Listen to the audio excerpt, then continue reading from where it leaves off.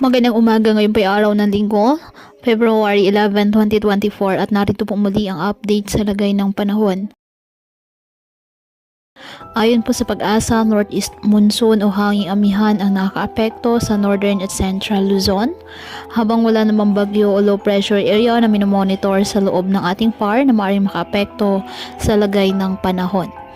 Wala ring gale warning na nakataas ang mga baybayin ng karagatan, kung kaya malaya pa din pong makapamalaot ang ating mga kababayang mangingisda at may maliliit na sasakyang pandagat. Ngayong araw, apektado pa rin ng easterlies o mainit na hangin na nagbumula sa dagat Pasipiko ang Bicol region, kaya asahan na maulap na kalangitan na may kalat-kalat na pagulan at thunderstorms. Ang Batanes, Cagayan, Kalinga, Apayao, Isabela, Aurora at Quezon, asahan din ang maulap na kalangitan na may mahihinang mga pag-ulan dahil naman po yan sa hanging amihan o northeast monsoon. Ang nalalabing bahagi ng Luzon, kasama na Metro Manila, bahagyang maulap hanggang sa maulap na kalangitan with isolated light rains dahil po sa amihan. Apektado naman ng easterlies at localized thunderstorms ang nalalabing bahagi ng ating bansa.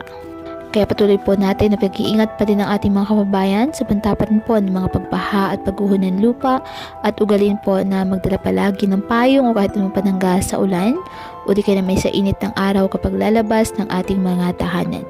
At yan po muna ang update sa lagay ng panahon ngayong araw. Muli, patuloy po tayo na mag-ingat at palaging tandaan, God loves you. Stay safe and God bless.